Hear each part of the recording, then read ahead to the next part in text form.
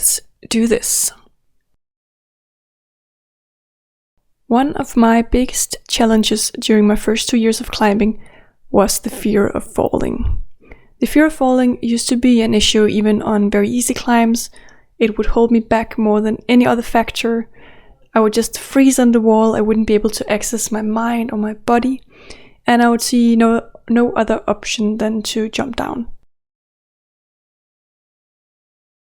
When I first wanted to work on this problem, I searched a lot, and I found some pretty good resources online on how to deal with the fear of falling. But I think also that the thing that ended up working for me, it took me a little bit of time to research and test out what actually did work, because I think maybe I was a little more scared than a lot of the people making YouTube videos. Like, a lot of those people are kind of advanced, and I was definitely not advanced, so I felt like I couldn't really compare myself to them. When they're scared, they're like in actual sketchy situations, whereas for me in the beginning, I would get scared on very, very easy climbs.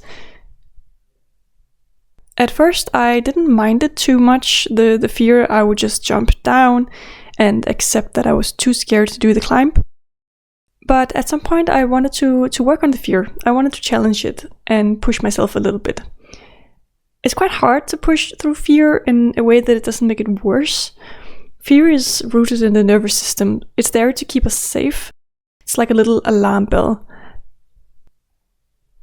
The alarm bell is hardwired into us, and there are so many wrong ways of dealing with it that will just make it worse. One way of dealing with it that can make it worse is to avoid it. Say, jump down right away, like I used to.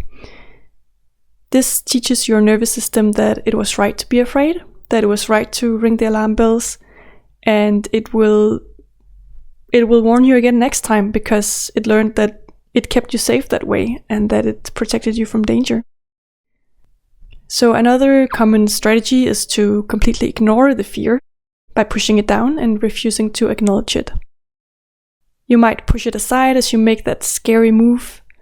A lot of people seem to believe that this is the correct way to challenge fear of falling, but I'm here to tell you that if you are feeling very scared and your heart is racing at 1,000,000 miles and you are at the point where you can't think, ignoring the fear and pushing through will only make the fear worse.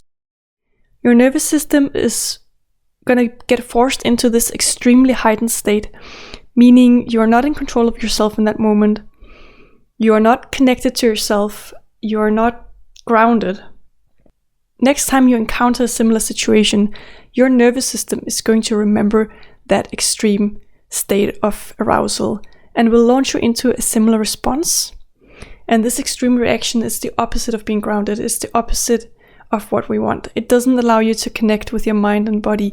It doesn't allow you to move forward and to work on your fear. It's not going to create that feeling of safety that you're trying to cultivate. So I don't know exactly what the science is, but basically, if you do this, if you push through when you're too scared, you are going to fuel your fear. And the thing you want to do instead is something in the middle of those two approaches. And my advice is very anecdotal, of course. This is just what worked for me. So here's how I did it. First of all, I spent some time practicing how to fall. I would practice jumping from higher and higher up, but only pushing myself slightly beyond my comfort zone. Start by jumping from maybe 20 or 30 centimeters off the ground. Then go one step up and jump from there, and then continue. You know that you're pushing yourself too far if you feel disconnected from your body, if your heart is racing, if you're feeling really uncomfortable. That's not the goal.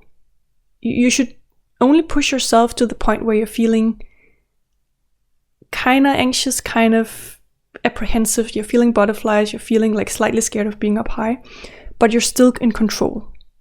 You're not panicky. This helped calm my nervous system on the wall, because it removed some of the uncertainty. I know now that I have trained falling from this height before. I know it's okay. I know my joints are strong enough and that I can land safely.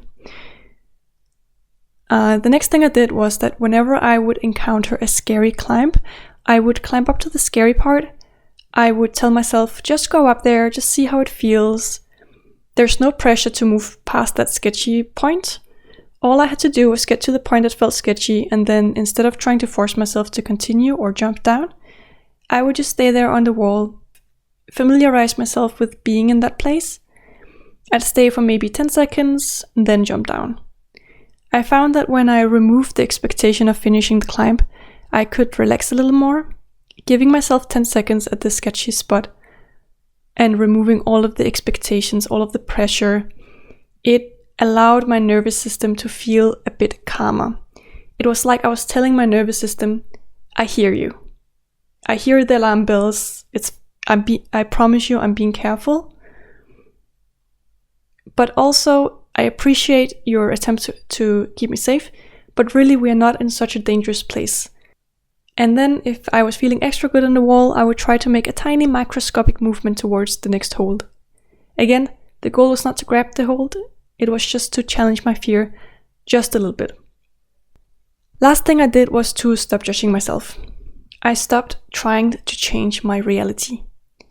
I really, really badly wanted to not be scared, so I tried to implement a faux kind of self-belief to push myself. I found that when I met my fear with a sense of seeing reality for what it was, it became much easier to deal with. I admitted to myself that yes, I was in fact that scared. I took it seriously.